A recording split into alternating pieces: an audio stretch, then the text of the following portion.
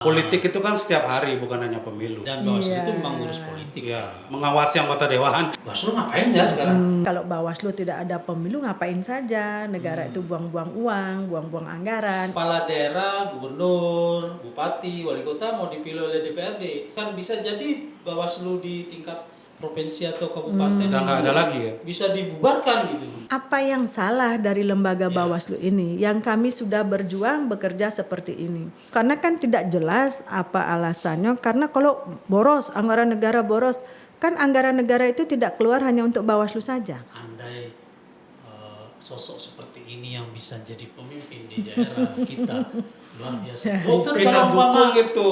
Bawaslu benar-benar dibubarkan tidak ada keinginan. Kita siap mendukung ini. Kamu mendukung ini yuk. Kalau menjadi Dukunglah.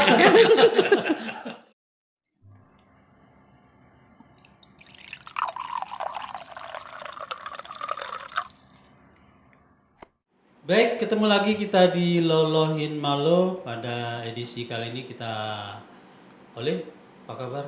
Baik.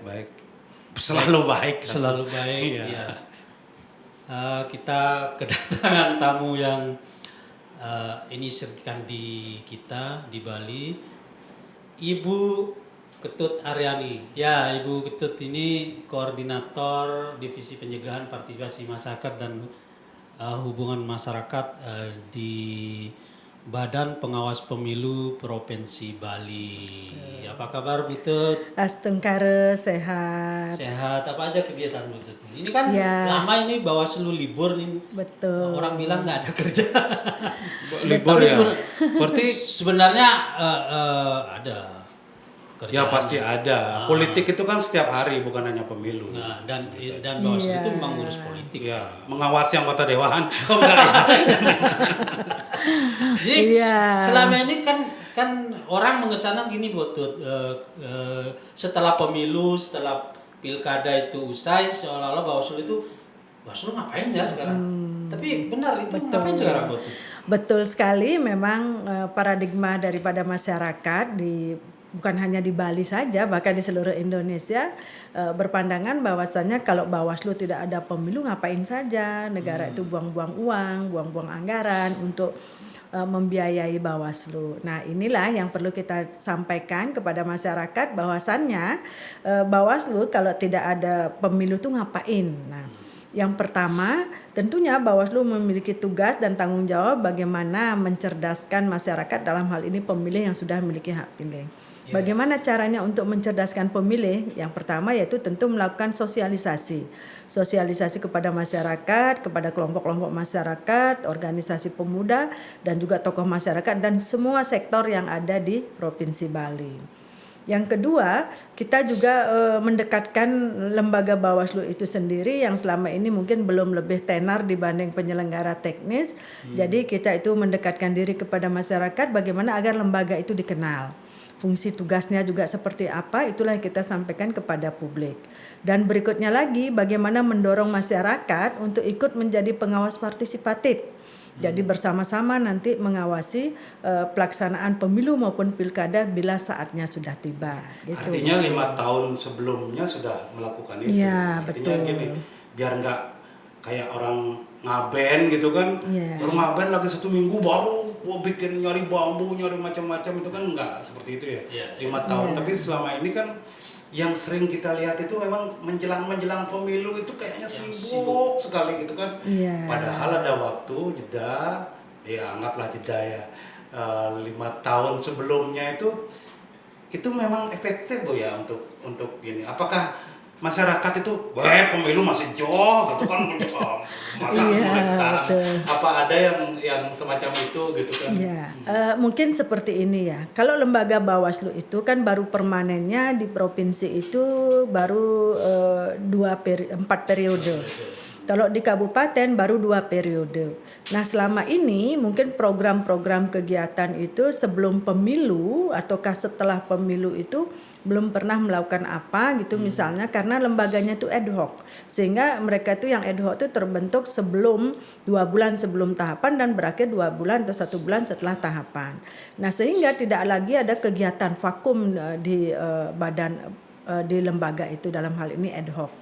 Nah, artinya jeda antara pemilu 2024 dengan 2029 ini kan baru sekarang ini ada kekosongan. Ya. Sehingga disinilah perlu kita punya inovasi, punya gagasan, hal apa sih yang bisa kita lakukan? Karena kita sudah dikasih hak-hak kita dikasih honor, masa sih kita harus diam saja tidak melakukan apa-apa untuk demokrasi ke depan? Nah, maka dari itulah tumbuh keinginan dan ide untuk melakukan sosialisasi. Kita analogikan sebagai pohon. Kita menanam pohon dulu, pohon demokrasi. Bagaimana kita itu agar pohon yang kita tanam itu nantinya bisa berbuah manis, berbunga cantik, atau daunnya bagus, daunnya lebat. Caranya bagaimana? Tentu pohon itu harus dirawat, dikasih pupuk, disirami, dan lain sebagainya. Begitu juga demokrasi. Dari sekarang kita tanam, kita berikan pemahaman kepada masyarakat, kita berikan sosialisasi, kita dorong masyarakat untuk ikut serta nantinya di 2029 untuk ikut bersama-sama mengawal. Berarti Sehingga panennya biar bagus ya. panennya biar bagus. Panennya apa? Yaitu satu, masyarakat sudah sadar akan hukum. Masyarakat sudah sadar akan aturan. Tidak ada kecurangan, tidak ada money politik. Karena dari sekarang ini kita sudah tanam netralitas ASN. Dari sekarang kita sudah memberikan pemahaman, sanksi dan aturan-aturan lainnya. Sehingga 2029 kita tinggal memetik. Gitu. Minimal Berarti bisa juga diminimalisir. itu juga ya mendidik warga Betul. untuk menjadi pemilih, Betul. juga untuk mengawasi gitu. Betul. Itu nggak ada tumpang tindih dengan KPU itu. KPU juga kan juga mendidik, sebagai penyelenggara juga punya tugas untuk mendidik gitu. Iya, betul. Kalau KPU kan penyelenggara secara teknis, lebih banyak mereka itu bagaimana mempersiapkan segala sarana dan prasarana dalam pelaksanaan pemilu maupun pemilihan itu terlaksana dengan baik. Dan juga kalau KPU memiliki target untuk bagaimana partisipasi pemilih itu semakin meningkat. Nah, ini dua kerja yang bagus antara Bawaslu dengan KPU. Satu sisi Bawaslu mendorong partisipasi masyarakat juga untuk ikut menjadi pengawas partisipatif. Kalau KPU mendorong bagaimana tingkat partisipasi daripada masyarakat itu tinggi. Nah, di samping itu kami juga di Bawaslu ini bagaimana memberikan pendidikan dan sosialisasi intens terus sampai saat ini juga masih terjadwalkan kegiatan sosialisasi ke sekolah-sekolah. Jadi dengan SMA, SMU maupun dengan disabilitas itu sendiri. Ya, Bawaslu ini kan gini, lebih banyak fokus bagaimana menarik masyarakat untuk ikut berpartisipasi dan mengawasi. Sebenarnya kalau pengamatan Butut tuh di Bali ini gimana sih partisipasi masyarakat untuk ikut nimbrung, mengawasi, memelototi pelaksanaan pesta demokrasi? Ya, kalau dilihat dari karakteristik masyarakat kita di Bali ini, masyarakatnya itu peduli mereka. Namun belum ada keberanian untuk melaporkan jika mereka itu menemukan hal-hal yang tidak sesuai aturan dan ketentuan. Mereka akan bersuara begitu kita tanya. Mereka akan menyampaikan begitu kita tanya. Nah, jadi dari sekarang ini PR kita bagaimana agar mereka tanpa kita tanya, mereka sudah berani untuk menyampaikan atau memberikan informasi kepada Bawaslu. Berikutnya lagi, masyarakat di Bali ini karakteristiknya masih banyak juga sih yang udah depang denbe gitu. Tapi nanti bersuaranya baru nanti gitu. Padahal itu yang kita tidak harapkan. Jikapun tidak ada keberanian untuk memberikan informasi kepada Bawaslu secara langsung datang ke kantor, bisa menghubungi atau kontak person yang ada di kecamatan, di desa, kabupaten maupun di provinsi. Itu harapan kami di Bawaslu. Sehingga demokrasi itu memang betul-betul terbuka. Demokrasi itu bisa demokratis kan bila disuarakan, bila terdengar suara-suara mereka. Sama dengan saya contohkan kemarin itu di Kabupaten Gianyar dan juga di Kabupaten Kelungkung, saya menemui pemilih dengan penyandang disabilitas. Mereka itu menyampaikan setelah kita datangi, kita ajak ngobrol secara humanis, mereka itu mengeluhkan bagaimana sih fasilitas terhadap kami ini. Kami ini punya suara, tapi suara kami tidak terdengar dan tidak tersentuh gitu. Kenapa demikian? Karena mereka begitu mau menggunakan hak pilihnya tidak terdaftar dalam daftar pemilih. Kedua, begitu mereka itu ke TPS, akses untuk disabilitas masih kurang. Begitu juga yang tunarungu, tidak ada braille dan lain sebagainya, sehingga mereka agak kesulitan untuk mencoblos dan mereka harus minta bantuan dari keluarganya. Padahal saya sendiri pengen menyalurkan aspirasi saya tanpa dibantu oleh siapapun gitu. Oh, berarti 5 tahun sejak awal itu yang banyak ditemukan. Ya, itu yang kami temukan. Setelah kami datangi semua termasuk petani, nelayan, kelompok petani garam dan lain sebagainya, itu keluhan mereka ternyata. Itu untuk menyadarkan atau untuk memperbaiki itu perlu waktu yang cukup lama. Makanya Bawaslu harus bergeraknya sejak awal. Betul. Gitu. Saya contohkan, masih banyak pemilih yang sudah usia 60, 55 itu yang seharusnya sudah berkali-kali dia itu menggunakan hak pilihnya, dia itu belum bisa menggunakan hak pilihnya. Terutama para penyandang disabilitas ini, dia itu tidak memiliki KTP. Karena tidak punya keluarga, lumpuh, fisik semua, mata juga udah nggak mendengar. Jadi mereka itu tidak punya keluarga yang ngurusin untuk bisa memiliki KTP. Nah, dengan datang Bawaslu itu mengidentifikasi identitas, alamat dan lain sebagainya, di mana tinggal. Nanti Bawaslu setempat saya instruksikan untuk koordinasi dengan Disdukcapil agar Disdukcapil menjemput bola terhadap pemilih masyarakat yang belum memiliki hak pilih atau belum memiliki KTP tersebut untuk dibuatkan keping KTP.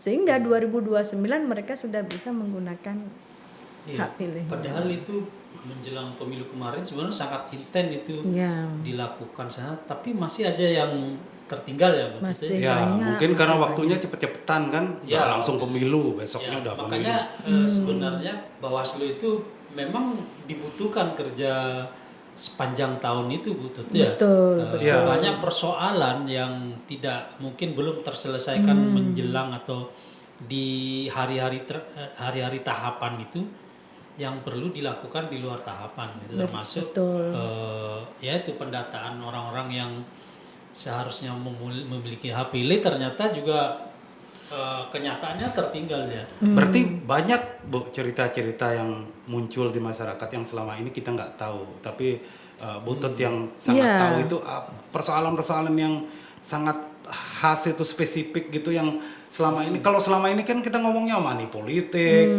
hal-hal di permukaan itu, tapi ada hal-hal kecil yang selama ini tidak banyak diperhatikan. Cerita apa saja biasanya itu? Ya, saya sendiri yang sudah berkecimpung di dunia penyelenggara 2010 ya sampai sekarang ini, baru sekarang mengetahui keluhan dan permasalahan yang sangat detail yang mempengaruhi perolehan suara daripada pasangan calon maupun calon.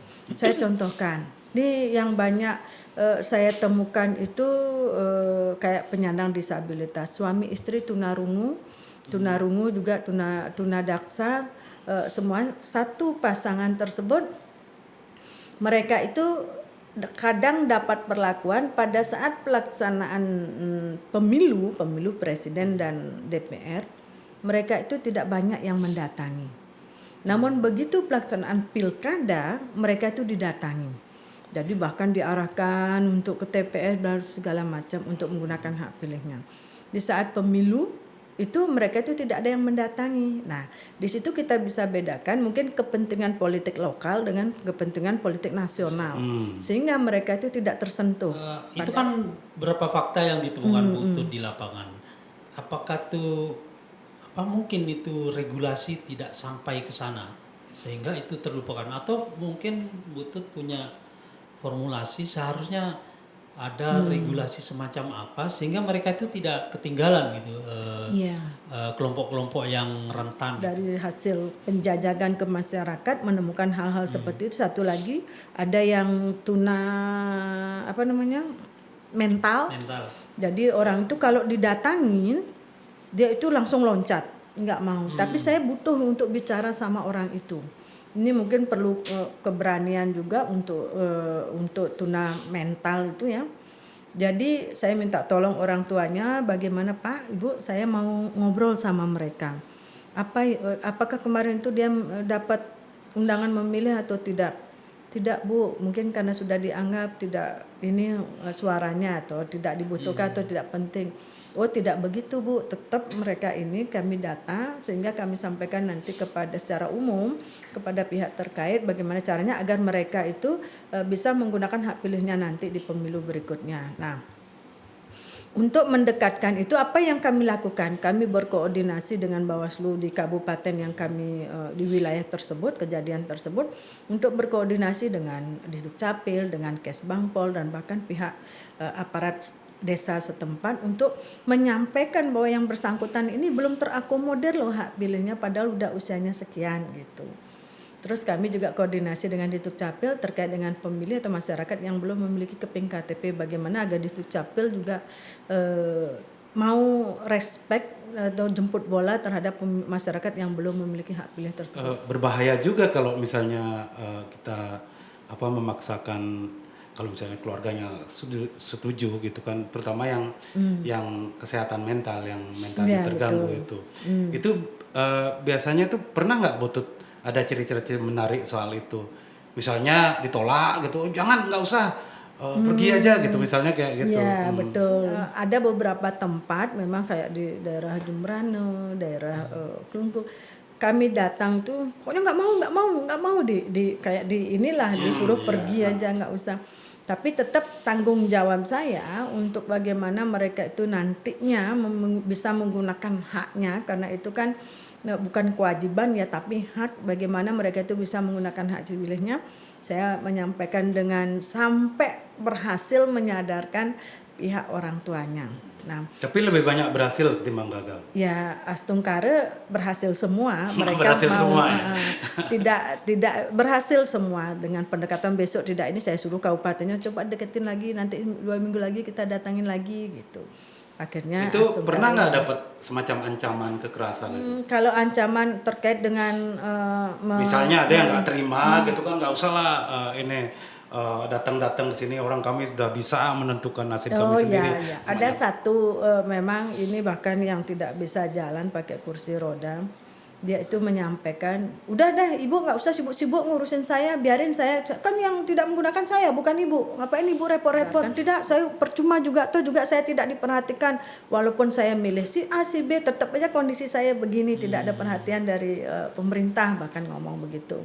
Jadi kita kasih penjelasan dari sisi pemerintah, dari sisi kedepannya bagaimana memilih pemimpin. Jarang berarti yang gini-gini kan. Iya, Kalau gitu apa urusannya? Udah berbahaya gitu kan. Toh. memang masyarakat itu kadang-kadang sudah antipati ya, kadang-kadang karena seperti sekarang juga kita pilih si anu tetap aja betul, Nggak usah lah, kita kan sudah putus asa lah gitu kan. dan itu memang sebenarnya itu kerja berat dari Bawaslu. Itu tugas Bawaslu itu ya. sebenarnya sih tugas semua termasuk Bawaslu, Termasuk partai politik. wartawan juga menyadarkan ini. Ya, aku nggak mau. Ya, kan gitu betul, betul ya? betul. Sebenarnya yang paling memiliki kepentingan terhadap pemilih yang suaranya bisa digunakan adalah partai politik. Tapi Partai selama politik 5 tahun maupun DPD, gitu. partai politik nggak melakukan apa-apa. Mungkin sudah Untuk hal-hal melakukan, seperti itu. mungkin sudah ada yang melakukan, namun belum tersentuh semuanya. Kalau semuanya sudah tersentuh, tentu keluhan-keluhan yang seperti ini tidak ditemukan. Tapi faktanya keluhan-keluhan ini masih ditemukan dan padahal penyandang disabilitas gitu itu cukup banyak di Bali ini. Cukup banyak termasuk di Buleleng. Berarti ini. partai politik harus berterima kasih sama sama Bawaslu sebagai lembaga. Nggak ada ini pesanan dari partai politik nanti arahkan milih ini ya. Aduh, nah cuman kalau boleh saya berpesan partai politik semuanya yang ada secara nasional maupun di Bali nantinya ayolah kita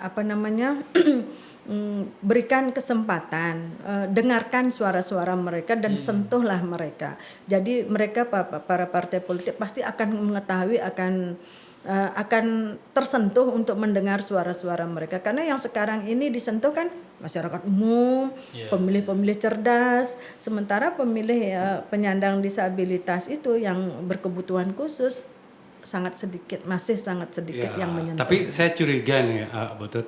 Curiga Anggaran itu cukup nggak untuk, jangan-jangan gini, karena saya tahu Butut itu kayak apa gitu. Jangan-jangan lebih pada jiwa kemanusiaan Iya. Butut sendiri gitu kan. Padahal anggarannya nggak ada gitu kan.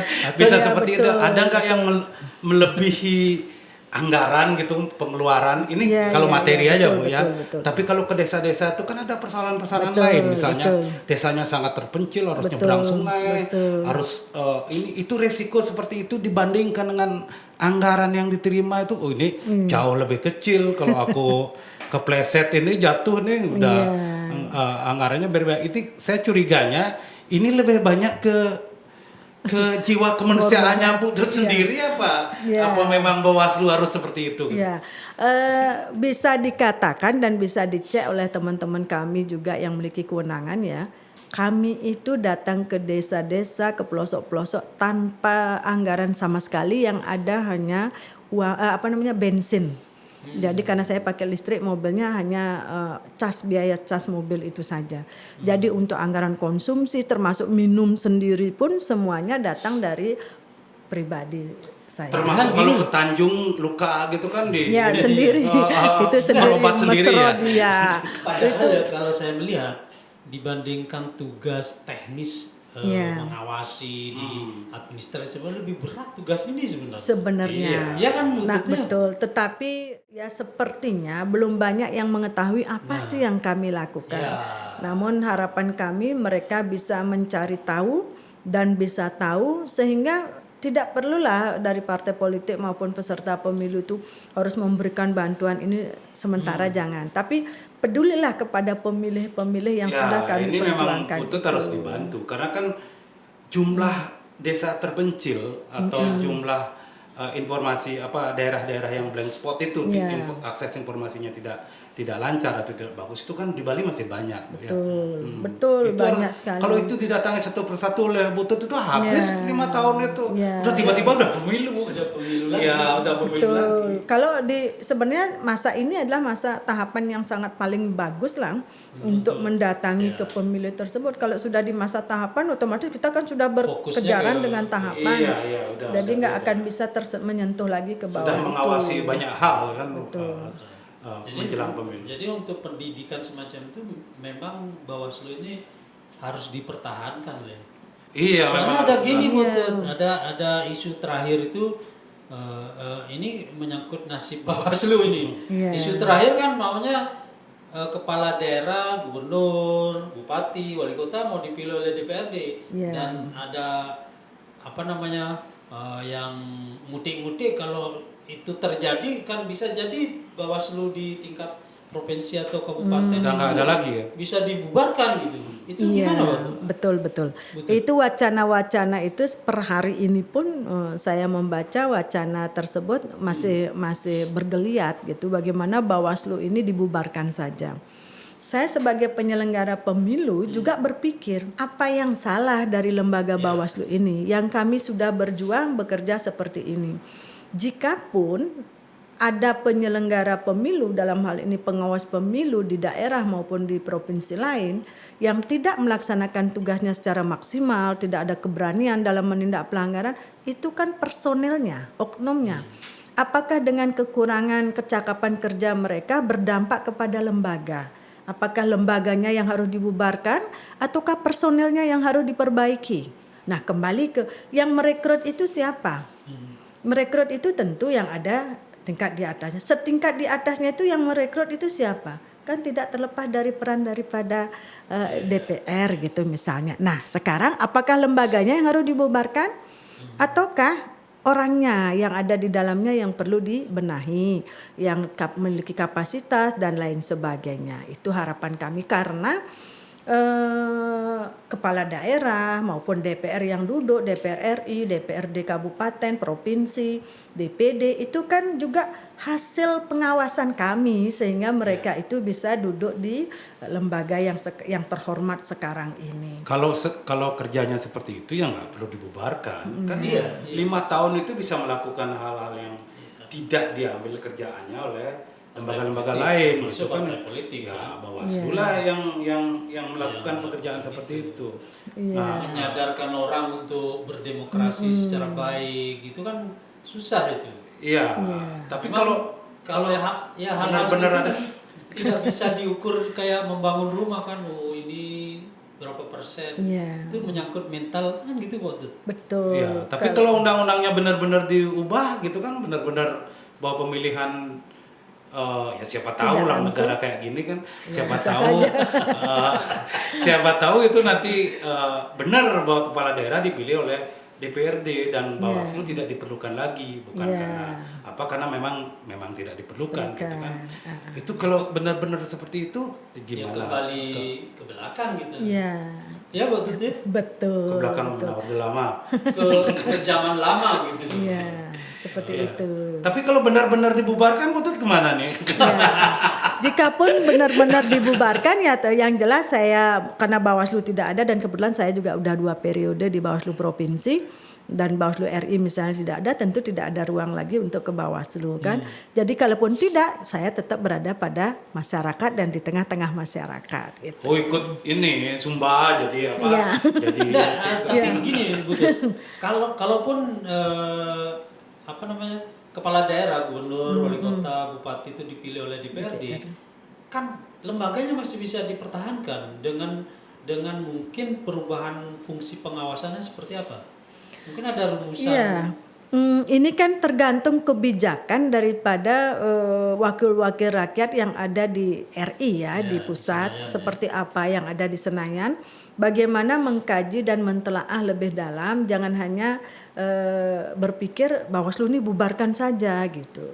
Terus apakah dengan dibubarkan yakin demokrasi ke depan juga akan lebih bagus, ataukah kedaulatan rakyat itu memang sudah berdaulat gitu misalnya, atau sudah sesuai dengan harapan rakyat, ya tentu kita lihat nanti. Ya, tapi ngomong-ngomong, Butut, ini terlepas dari Butut anggota Bawaslu atau apa, secara pribadi dengan pertimbangan pengalaman melihat demokrasi, mengawal demokrasi, politik gitu, setuju nggak itu Pak gubernur sama bupati dipilih DPRD? Ini terlepas dari Butut jadi anggota Bawaslu. Ya, sebenarnya pemilu itu kan pelaksana kedaulatan rakyat ya. Apakah ini rakyat sudah merasa berdaulat dengan dipilihnya oleh DPR?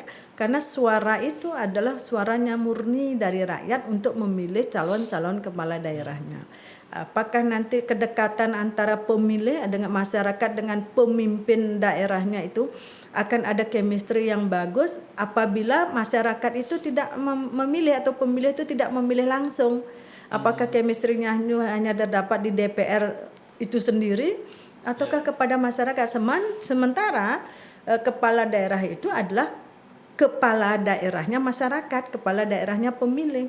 Nah, nanti tentu tidak akan ada komunikasi atau chemistry yang dekat antara kepala daerah dengan masyarakat. Oh, saya kan tidak dipilih oleh dia. Nah, seakan-akan nanti akan terjadi Ya, hal itu kan begitu. kekhawatiran banyak orang itu, Butut.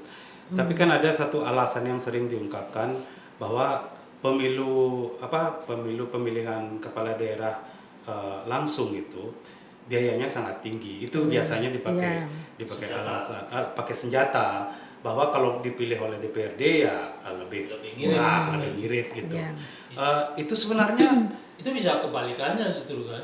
bisa lebih banyak Bisa kan? lebih banyak. Iya. Misalnya di DPRD Buleleng ada 45 anggota. Kalau mungkin pemilihan langsung partai itu hanya mengeluarkan sekian untuk bendera atau apa, untuk DPR ini bisa jadi ngasih DPR-nya itu lebih banyak gitu. Iya, bisa Kalau ongkosnya. pengalaman dulu kan begitu Le. Ya, zamannya kan ada pemilihan DPRD ketika sudah reformasi. Ada yang masih tercecer kan, undang-undang pilkada belum terjadi, belum ada. Tapi sudah ada daerah yang melakukan pemilihan kepala daerah. Nah, mereka masih menggunakan undang-undang lama. Kalau zaman Orde Baru kita tahulah pasti siapa yang menang gitu. Pasti bulat suaranya Orde Baru. Kita kadang-kadang nggak tahu tiba-tiba sudah punya bupati gitu kan. Tapi kalau zaman reformasi dinamikanya tuh tinggi sekali Iya. karena terjadi pembelotan di dalam. Di Buleleng zaman itu waktu Bagiade sama Sudarmajo itu bertarung gitu kan. 45 anggota DPRD Buleleng, 33 itu praksi PDIP. Jadinya pulas saja PDIP itu sebenarnya sudah menang gitu kan itu. Tapi nyatanya kalah gitu kan itu. Itu kan kita tidak pernah tahu di belakang itu terjadi apa gitu. Di belakang itu terjadi apa. Yang kita khawatirkan selama ini money politik, tekanan-tekanan lain, kepentingan-kepentingan lain. Artinya kalau itu masih terjadi kan sama aja sebenarnya itu. Iya betul. Kalau dibilang karena kosnya besar, saya juga belum begitu paham dari sisi mana penghitungan kos itu besar. Minimal itu dibuatkan secara akuntabel, secara jelas, secara rigid, di mananya setelah Bawaslu ini ada, berapa sih peningkatannya itu? Biaya yang dikeluarkan, ataukah memang peningkatan itu sendiri dikarenakan oleh peserta pemilu itu sendiri. Contoh, memberikan kepada masyarakat yang seharusnya tidak perlu dilakukan. Jadi masyarakat itu tidak perlu harus diiming-imingi beras, uang, segala macam, dikasih janji-janji agar memilih dirinya untuk bisa terpilih. Apakah dari sisi itu yang dikatakan boros? Nah, kalau memang dari sisi itu dikatakan boros, berarti yang membuat pemborosan kan mereka sendiri. Bukan sistem, bukan aturan. Kos itu apakah kos untuk penyelenggara? Kos anggaran negara. Itu kan pakai duit negara, kan nggak apa-apa. Yang penting bagus hasilnya nggak apa-apa, keluar banyak. Kita bayar pajak juga oke-oke aja kan. Tapi yang dianggap kos itu yang mana? Kos Pesertanya. pribadi peserta ini. Iya. Nah, kos pribadi yang peserta, besar. menurut saya misalnya nih, untuk menjadi calon maupun pasangan calon kan harus dikenal oleh publik dulu, dikenal oleh masyarakat. Mau ya turun jauh sebelumnya untuk dikenal, sehingga tidak perlu biaya banyak instan begitu untuk dikenal, untuk dipilih. Kemungkinan itu yang dianggap besar sehingga berdampak pada integritas atau independensi daripada lembaga Bawaslu kita, dan juga Menuduh lembaga lain. menuduh bahwa kita ini Yum sebagai wartawan boros. kan tahu berapa calon kepala daerah ngabiskan duit gitu, berapa hektar jual tanah gitu kan, berapa punya utang gitu kan, tahulah kita hal-hal seperti itu gitu. Betul. Tapi kan kalau itu dipakai alasan kan tidak masuk akal. Tidak equal lah ya dengan fakta di lapangan seperti itu. Ya itu kembali mundur kita jadinya ya. Ke zaman sebelum reformasi lah. Iya. Atau gini, Bawaslu masih tetap ada, tapi bukan lagi mengawasi pemilu, tapi mengawasi kepala daerah. Iya. Beda. Iya, betul. Sebenarnya kalau dari yang saya ini juga selaku Bawaslu, walaupun saya sudah 2 periode di Bawaslu Provinsi Bali, saya juga agak sedikit berpikir, ini yang menyebabkan punya inisiatif untuk Bawaslu itu dibubarkan itu apa ya kira-kira, saya sendiri bertanya begitu. Karena kan tidak jelas apa alasannya, karena kalau boros, anggaran negara boros, kan anggaran negara itu tidak keluar hanya untuk Bawaslu saja. Bisa dicek mungkin salary kami itu per bulan itu berapa. Kalau dulu saya di Panwaslu, pengawasan tetap jalan waktu masih ad hoc. Kami itu difasilitasi dengan kontra pinjem gedung ke sana kemari. Sekarang ini sudah ada beberapa gedung memang yang sudah dihibahkan kepada Bawaslu. Yang kedua, terkait dengan honor, saat itu kami sangat jauh, mungkin Pak Ole tahu itu tidak ada menyentuh sampai 5 jutaan atau 4 jutaan honor kami, 3 juta pun belum tersentuh saat itu. Yang ketiga, kami juga jarang perjalanan dinas keluar daerah dan lain sebagainya, tapi jalan itu pengawasan pemilu. Nah sekarang di mana letak permasalahannya? Kalau memang ada satu titik misalnya fasilitasi harus dikecilkan, ya itu saja yang diperbaiki, jangan lembaganya yang dihapuskan. Tapi kalau kerjaannya seperti gitu. yang Bu Tut bilang tadi, ke desa-desa sejak 5 tahun sebelumnya sudah melakukan sosialisasi, menyadarkan masyarakat, itu kan nggak apa-apa anggaran itu Nggak ada anggaran itu. digunakan untuk hal seperti jikapun itu. ada digunakan kan kami bertanggungjawabkan dan outputnya dari pemilih, dan ini adalah kepentingan partai politik sebenarnya. maupun kepala daerah dan calon kepala daerah nanti, mereka lah yang harus kalau kami di Bawaslu kan kami akan dipilih juga tidak kan. Jadi yang diperlukan satu suara menentukan kemenangan daripada calon kan. Iya, Baik satu calon kepala, DPR satu maupun keluarga, satu kepala daerah. suara. Gitu. Tapi kalau melihat komposisi di DPR RI antara pendukung kepala daerah dipilih DPR dan yang bukan, itu kan kayaknya jelas nih tanda-tandanya. Itu bikin teman-teman di Bawaslu gelisah juga ya. Mungkin otomatis ada yang gelisah, ada yang biasa-biasa saja, karena itu bagaimanapun kita berjuang kan kebijakan tetap ada pada mereka. Namun minimal mereka itu bisa mengkaji lebih dalam, menelaah lebih dalam. Ayo turun ke lapangan, apa yang harus yang sudah kami lakukan. Terus berapa anggaran negara sudah kami habiskan untuk itu kan bisa dicek. Kalau setelah pemilu gitu, sudah ada anggota dewan, sudah ada kepala daerah, mereka sudah menyelenggarakan pemerintahan, sudah menyelenggarakan program-program mereka, visi misi mereka gitu. Apa masih ada hubungan nggak Bawaslu itu dengan apa sudah putus? Pokoknya sudah ditetapkan, berarti Bawaslu sudah tidak perlu berhubungan lagi sama anggota dewan, tidak perlu mengawasi, meskipun Butut pasti sakit hati juga ngelihat dulu janjinya kayak gini kok sekarang nggak ada sedikit pun memenuhi itu kan. Ada nggak hak Bawaslu untuk melakukan koreksi atau hal-hal semacam itulah kepada sebenarnya dalam rapat-rapat dengar pendapat juga dari Bawaslu RI ya, karena hierarkinya kan Bawaslu RI yang menyampaikan kepada Bawaslu. Ini sudah disampaikan, bahkan kami juga sudah menyampaikan kinerja dan output daripada hasil kerja kami terhadap pelaksanaan pemilu dan demokrasi di Indonesia.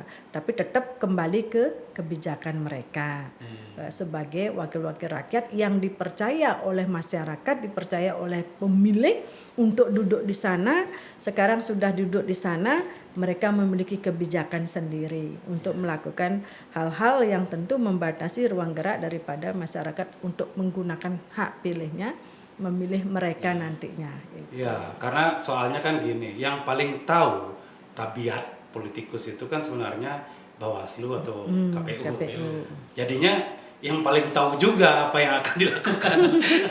Nah, jadinya bisa perbandingin kalau kita masyarakat kan agak jauh lah, nggak tahu visi misi, macam-macam. Yang paling tahu itu sebenarnya dulu ngotot itu kayak gini, tapi sekarang itu nggak ada perasaan gini tuh, Butut, sakit hati gitu kan, merasa dihianati gitu kan. Aku sudah baik-baik dulu menjadikan secara baik untuk menjadikan dia ini. Ada perasaan semacam itu, perasaan pribadi atau ada, jujur ada. Saya merasa kalau saya pribadi ya, bukan ngomongin lembaga ini, apakah lembaga secara keseluruhan juga ada.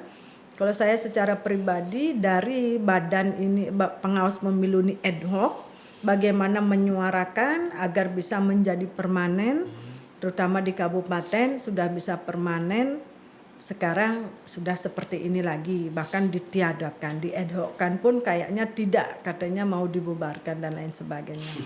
Sementara kita bahkan sudah dipotong, bukan ditambah sebagai lagi pengawas tugasnya. pemilu, ancamannya, tekanannya itu yang kita lalui, mereka tahu nggak seperti itu yang kami jalani kan gitu. Jadi itu yang sebenarnya kami sudah lakukan, sudah jalani demi mereka. Nah di saat apa yang kita lakukan demi mereka, sekarang endingnya seperti itu, ya kita serahkan kepada yang maha kuasa saja. Sebenarnya walaupun katakanlah itu terjadi, kepala daerah dipilih oleh DPRD, lembaga Bawaslu itu kan bisa dimanfaatkan untuk fungsi lain, misalnya harus mengawasi partai.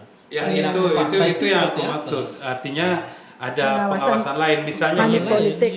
Bawaslu juga menyadarkan masyarakat, dulu visi misinya di DPRD ngomong gini, Bawaslu yang gini ngasih tahu masyarakat, karena kalau dipilih DPRD bahayanya rakyat nggak mau tahu gitu, rakyat nggak mau tahu. Visi misi kan disampaikan di sidang kampanye, sidang iya. DPRD gitu. Rakyat kan nggak dengar. Nggak nyampe. Nggak nyampe. Iya. Nah, bisa fungsinya itu bisa Iya. menyambungkan Bergeser ke situ ya. suara rakyat Betul. dengan ini. Ya, itu solusi ya. Kalau memang Bawaslu itu tidak mesti harus mengawasi semua proses yang ada di Ya, masyarakat, minimal kami dikasih peran untuk mengawasi proses yang terjadi di DPR itu sendiri Iya, yang akan iya. memilih kepala daerah, sehingga jangan sampai money politik yang kita khawatirkan terjadi di masyarakat bergeser ke tempat yang lain Iya. gitu Karena misalnya. visi misi itu nggak mungkin lah visi misinya. Kalau saya terpilih gaji anggota dewan akan dinaikkan, kan nggak mungkin kayak gitu kan. Kalau saya terpilih kesejahteraan masyarakat akan seperti ini, kan Iya. ngomongannya pasti rakyat gitu, Iya. bukan anggota dewan. Artinya yang mengawasi janjinya itu, menyambungkan itu kepada rakyat kan memang harus Harus ada ada lembaga pengawas, ya. pengawas. Entah apa namanya ya, Ya. nanti. Ya itu kan minimal ada yang mengawasi proses yang terjadi di internal mereka kan di DPR itu Iya, sendiri. Benar nggak ini tidak ada kong kali kong untuk memilih calon kepala daerah si B, si A dan lain sebagainya. Oh, nggak ketemu tuh Bu, udah pinter-pinter. Ya begitu ya. Kalau di dalam agak susah juga. Iya, agak susah juga di dalam. Agak Harus susah orang juga. independen yang Ya masuk itu, mengawasi ya gitu. itulah kita tunggu saja hasil daripada undang-undang pemilu yang sedang digodok di DPR RI ini di Komisi 2. Nah, itu ceritanya banyak kalau Botut jadi apalagi masuk desa itu kan gitu. Iya. Katanya itu ditulis itu kisah itu ya. Ya betul ditulis dan Maksudnya? Apa tujuannya untuk tujuan menulis saya kami itu mengawasi. menulis itu minimal tulisan itu dibaca dulu. Kalau tidak dibaca mungkin mereka tidak akan pernah tahu ya. Dan itu juga saya sosialisasikan apa yang saya tulis karena itu yang saya lihat, saya temukan, saya hadapi. Itu dampaknya itu sebenarnya kepentingan peserta pemilu. Kenapa saya menyuarakan itu? Dengarlah suara mereka karena kalian tuh bisa duduk di situ karena mereka loh gitu. Ya, kamu Jadi nggak mereka perlu datang ke desa, cukup tidak saya yang datang ke desa. tidak Tapi perlu dengar datang cerita saya gitu. Tapi betul. kalau politisi rasanya susah baca yang gitu-gitu nih. Susah, sepertinya susah. Ya, Itu ya. untuk masyarakat yang itu nggak mau tahu. Ya, jangan kita jadi. tahu lah. Betul. Iya, Gimana padahal caranya deh supaya mereka ikut baca gitu? Ada resep nggak? Ya kan memang banyak hal harusnya. Jadi gini, kalau mereka pidato, nyampaikan visi misi, berdebat selama ini kan kita tahu debat bupati, debat kepala daerah itu kan nggak pernah asik gitu, loh. iya. Nggak pernah jadi hiburan gitu kan, nggak pernah jadi Yang- hiburan yang ada tegang. intelek gitu bagi masyarakat. Apa yang diperdebatkan dengan bagaimana cara membicarakannya gitu kan berbeda, itu karena memang nggak membaca gitu, Iya, nggak betul. membaca masyarakat, nggak membaca buku-buku tentang politik, apalagi baca yang lain, aturan. apalagi baca novel gitu. Iya. Itu ya harapannya kesadaran membaca itu juga ditumbuhkan kan. Pertama namanya juga peserta pemilu maupun partai politik minimal dia itu paham tentang regulasi partai politik itu sendiri. Ya, artinya minimal baca bukunya Butut Membaca gitu kan buku gitu. dan membaca buku kisah-kisah penyelenggara pemilu, dalam hal ini buku saya kan ada Iya. Sri Kandi. Iya, Sri itu. Kandi mengawasi, di sana ada suara yang nyaris tak terdengar itu. Sebenarnya buku itu bisa menjadi ini bagi politisi loh, inspirasi. Iya, Oh ternyata inspirasi. kondisi masyarakat begini, saya bisa mengambil suaranya begini-begini kan gitu sebenarnya. Iya. Bisa menyusun strategi meraih suara. Ya, seharusnya gitu. Seharusnya. Tapi kalau entahlah. Ya, Nah. semoga seperti itu. Semoga seperti itu. Karena kan segmen pemilih itu macam-macam ya. Ada pemilih pemula, ada pemilih musiman, ada pemilih cerdas kan. Ada pemilih yang tidak terdengar. Nah misal pemilih musiman, lu berani berapa? Aku bayar gitu misalnya. Terus pemilih pemula ini yang sama sekali belum tahu. Terus pemilih cerdas juga seperti ya masyarakat, seperti bapak-bapak semua ini kan sudah tergolong pemilih cerdas yang tahu siapa yang harus dipilih, ngelihat dari parameternya apa untuk memilih. Tapi selalu kalah itu, Bu, Nah, karena itu. jumlahnya terlalu sedikit. Nah, itu. Kalau itu bersatu saya rasa PR masyarakat sekarang ini menyatukan itu semua sehingga wakil-wakil rakyat kita yang terpilih ini memang betul-betul bijaksana dan ada pada berpihak kepada masyarakat, bukan hanya diwacanakan aja dalam tataran teori aja, tapi prakteknya juga harus menyentuh masyarakat. Iya. Apa yang dijanjikan memang betul-betul terrealisasi. Ini Bu, kan tugasnya tuh banyak sekali selain memang apa obsesi Bu Tut sendiri untuk mengetahui keadaan masyarakat dan juga untuk memperbaiki apa pemilih gitu kan, kesadaran menyadarkan pemilih di desa-desa. Kan banyak waktu itu diperlukan Bu. Kan Ibu juga punya keluarga ini, Ya, seorang ibu betul. juga. Jangan-jangan anak ibu juga nanti nggak tahu karena penyuluhannya lebih banyak Iya, keluar. Gitu. betul, Gimana betul. membangun komunikasi, membagi waktu itu seperti Iya, itu? betul. Kalau saya sebagai pengawas pemilu di awal memang ada harus yang diperhatikan antara keluarga dan tugas dan tanggung jawab. Ini dua hal yang memang harus bisa kita lakukan bersamaan. Tapi tentu porsinya tidak bisa saja tidak sama dan mungkin porsinya bisa lebih sedikit perhatian keluarga dan juga lebih banyak ke perhatian pekerjaan. Nah, di sini kalau saya tetap bagaimana di saat jam kerja tugas kita yang 24 jam kadang itu di masa tahapan itu tetap harus itu yang utama karena sudah sumpah janji kita bekerja sebagai pengawas pemilu bekerja dan siap sedia 24 jam. Namun satu sisi keluarga juga tidak boleh terabaikan baik suami maupun anak dan astungkare sampai saat ini semuanya berjalan dengan baik. Berarti makan di rumah tangga di rumah Ya, itu wajib. siapa yang masak Bu? Saya bangun pagi. Wah, bisa masak. Jadi Sempet bisa masak masak juga. pagi. Kalau memang dinasnya jam 7, jam 4 kita udah masak, udah bangun, persiapkan, sudah siap sarapan suami, anak sudah berangkat kerja maupun sekolah. Ya udah beres, baru kita laksanakan. Yang jelas jam 7 atau jam Ini 8 udah betul-betul Sri beres. Kandi nih. Ya, artinya di tengah-tengah itu bisa ditelepon sama Iya.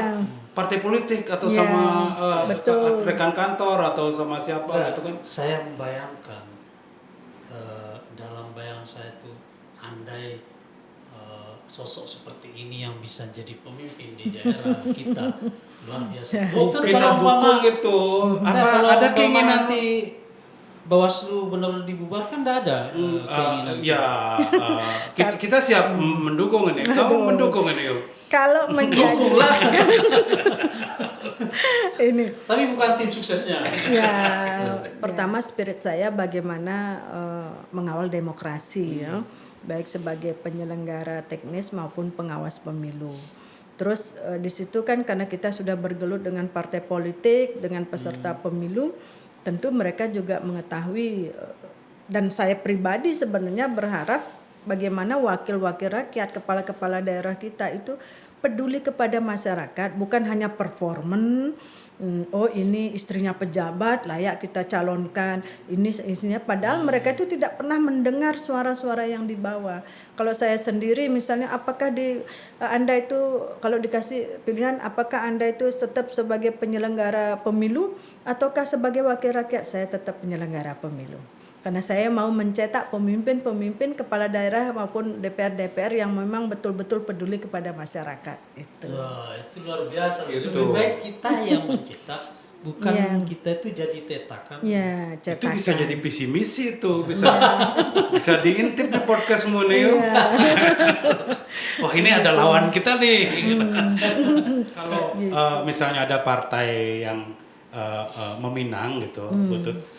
Jangan-jangan sebelumnya sudah ada yang menelpon, Butut nih, mau nggak itu? Jangan-jangan sudah ada Bu ya? Ya, kalau dibilang begitu ada, memang ada beberapa dari awal juga menawarkan, ayo ikut coba. Tidaklah Pak, saya masih sebagai penyelenggara pemilu, nanti sekiranya sudah kesempatan itu tidak ada lagi di penyelenggara pemilu, ya kenapa tidak kan? Tetapi kita juga harus melihat-lihat mana sih yang partai yang memang lebih peduli kepada masyarakat, yang betul-betul turun ke masyarakat, itu hak politik kita kan.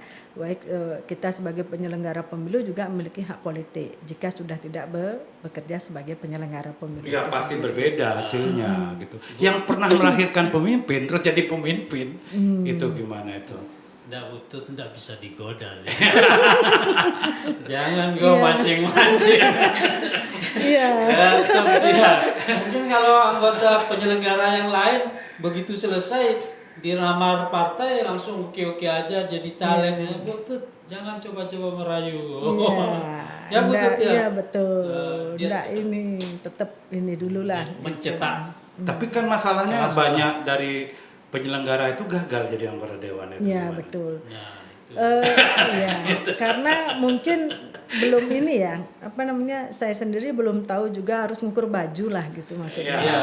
Harus ngukur baju untuk terjun sebagai bukan berarti tidak berani, karena juga masyarakat bisa melihat kualitas daripada calon-calon yang ada sekarang ini mungkin tidak semua sesuai harapan kita kan. Apa sih yang sudah dilakukan oleh, kita bisa ngukur yang ada di wilayah kita. Yang sudah dilakukan oleh wakil rakyat kita ini apa? Terus outputnya kepada kesejahteraan masyarakat itu apa? Dari situlah kita bisa melihat, oh ternyata ini tidak layak lagi. Oh ini tidak. Apakah sebagai penyelenggara pemilu otomatis bisa menjadi caleg? Belum tentu.